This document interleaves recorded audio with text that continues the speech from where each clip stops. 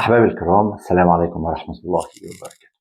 النهاردة هتكلم معاكم في موضوع مهم جدا ولازم كلنا نركز فيه بكل تفاصيل، لأنه هو المرحلة الجاية هيبقى عليه رواج كبير جدا. ده تخيلي وتوقعي، وده علشان خاطر حتة السوق هادي الفترة دي. طيب خلونا نتكلم عن موضوع مهم، ألا وهو المرحلة العاشرة أو الطرح الأخير اللي تم الفترة اللي فاتت، اللي نزل يوم 14/1 تحديدا وفضل مفتوح لمدة 15 يوم وبعد كده اتقفل.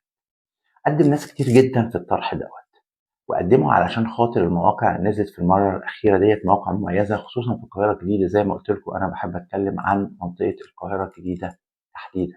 وبالتالي إيه هو اللي نزل؟ نزلت 750 قطعة في الحي السادس والحي الثامن، مواقعهم مميزة جدا، أنا نفسي اتفاجئت فيهم، غير اللي نزل في زايد، غير اللي نزل في السادات، غير اللي نزل في دمياط، غير. طيب اللي قدم عدد كبير جدا جدا. طبعا الناس اللي قدمت بهدف ايه؟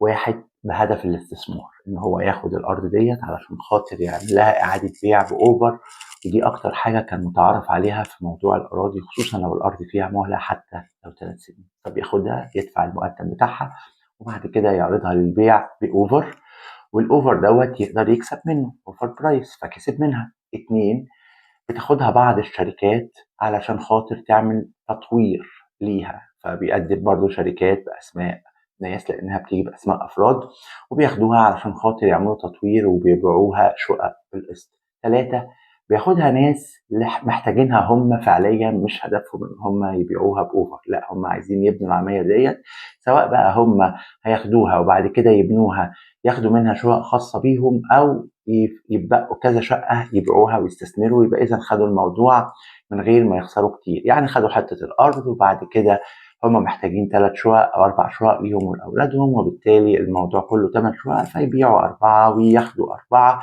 ويبقى قدروا يعملوا مكسب معين فما يبقوش صرفوا كتير، خصوصا لو كسبوا الارض. اعتقد هي ديت ال3 اتجاهات، مفيش اتجاهات رابعه للامر ده.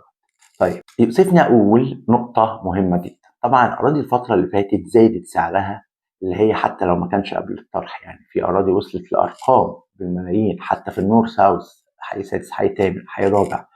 ودوت ليه؟ لان طبعا فرق سعر الدولار اللي حصل واللي تم ادى لزياده الاسعار ليها، وزادت الارض طبعا مع الانشاءات والمباني، وده ادى لزياده سعر المتر اللي كان بيتباع في 2020 و2021 ب 8000 جنيه، الى اننا النهارده وصلنا في 2024 و2025 الستارت من اول 2021 لحد 30000 جنيه. طبعا الجاب دوت بيفرق حسب الشركه وقوتها واستثمارها وطريقه الدفع وتشطيبها وما الى ذلك. اتكلم عن الشقق طبعا اللي تحت الانشاء او القسط. طيب دلوقتي الناس اللي دخلت وخدت قالت انا هاخد الارض، انا هدفع ربع ثمنها بس وهدفع الباقي على 3 اقساط، وبالتالي هيبقى في مكسب كويس، خصوصا ان ممكن الارض ثمنها ممكن يدفع الربع 2 مليون جنيه تقريبا بما يوازي قيمتها بالدولار، او 2 مليون ونص وات ايفر، ويقسط الباقي، في حين ان في اراضي النهارده كاش ثمنها 15 مليون و14 مليون و13 مليون و16 مليون. فدي بالنسبه لي هتبقى حلوه، واخدها واقسط الباقي، اللي هم لو الارض التوتال بتاعها 8 مليون او 10 مليون هقسطه على 3 سنوات. فدي هتبقى جميله، هاخدها وابيعها باوفر كبير. راح جاي ايه بقى اللي حصل؟ الوزير رئيس الوزراء نزل قرار قال كل اللي قدمه هنديهم اراضي. فاذا اللي كان داخل عشان يستثمر ياخد باله بقى هنا. قدامك حل من اتنين، لا اما لو كسبت عقبال ما الاراضي الجديده تنزل تبيع بسعر معقول واوفر معقول علشان خاطر حد يشتري منك، وبالتالي يبقى الموضوع بالنسبه لك كويس او مربح، لا اما هتنتظر وهتنزل اراضي وبالتالي خلاص. بالعكس، ده انت لو معكش قسطها، لان خدوا بالكم في ناس بيدفعوا المقدم ال 25% ومعهوش يكمل الاقساط، هو قدر يحوشه في خلال سنين غربه معينه، لان انتوا عارفين بيت الوطن دي عاملين في الخارج، وحوشه مثلا في كذا سنه المبلغ ده اللي هو حاجه و50,000 دولار مثلا، يعني اللي هو بيبقى مطلوب، او الخمسينات او اواخر الاربعينات الف دولار. انا بتكلم على التجمع الخامس. حوش المبلغ دوت وبالتالي قال لك واخد اوفر، والاوفر دوت هاخد فيه مكسب، فخلاص اطلع.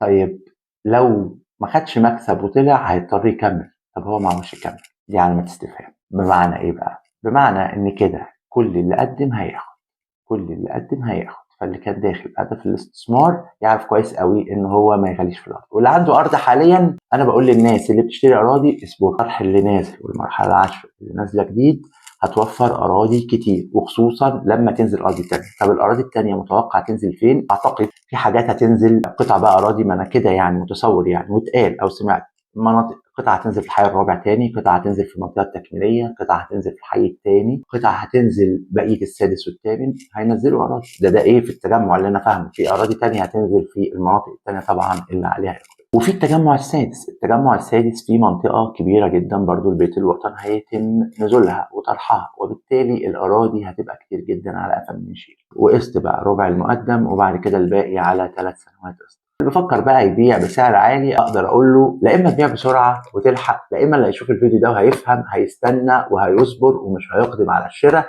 الا لما تقابله فرصه كويسه، لان هو فعليا هيبقى في اراضي كتير. محدش يستعجل، محدش يجري، محدش يتهافت، مفيش بروكر او سمسار او وسيط يقول له الحق للارض هتطير وهتجري منك. لا لا، مش هتطير ومش هتجري. لو نزلت الاراضي الاسعار اللي قال عليها رئيس الوزراء هيبقى في تشبع في الاراضي وهيبقى في اكتفاء ذاتي، وساعتها اللي بيفكر يشتري هيشتري الاراضي المميزه الكويسه، ولازم برضه يشتريها باوفر او سعر معقول. خلونا نفكر بس بهدوء يا جماعه، وبلاش نجري ورا البروباجندا اللي معموله وبتتحرك بشكل سريع وتقلق اي حد فينا. فكروا كويس قبل ما تقدموا على الشراء. يلي بتشتري، الاراضي كتير هتنزل وهتطرح، وفي نفس الوقت يلي بتبيع ما تغليش في السعر، لانه في الاخر انت هتيجي عليك وقت هتبقى مطالب تدفع القسط ومش هتدفع، لانك كنت داخل ودافع المقدم على اساس ان انت، لو بتكلم على اللي بيستثمر وفقط، انما اللي اوريدي حاسب حساباته ومنظم اموره وياخد الارض ليه، انا ماليش دعوه بيه، ده حد كويس وشغال وتمام ومرتب اموره. الشركه داخله وحاسبه امورها برضو وحاطه فلوس وعارفه فلوسها وتقدر تبيع وهتاخد مقدمات وهتكمل اقساط الارض، فبرضه حاسباها. اللي داخل بهدف انه يكسب بس في الارض ويستثمر فيها، لا ما تغليش وما تبالغش في سعرها، علشان خاطر الاراضي هتكون موجوده بشكل كبير وهتطرح بشكل كبير، وساعتها مش هتعرف تبيع بمنتهى السهوله واليسر. لازم اعمل الفيديو ده واتوضحه، واعمل فيديوهات كتير جدا عن المرحله العاشره والطرح الجديد. طبعا ساعتها بقول اللي محتاج ساعتها هيشتري او محتاج يبيع يرجع لي علشان خاطر انظم لكم الموضوع ده بشكل فيه عداله للطرفين. دمتم بخير، كان معكم محمد المهدي، السلام عليكم ورحمه الله وبركاته.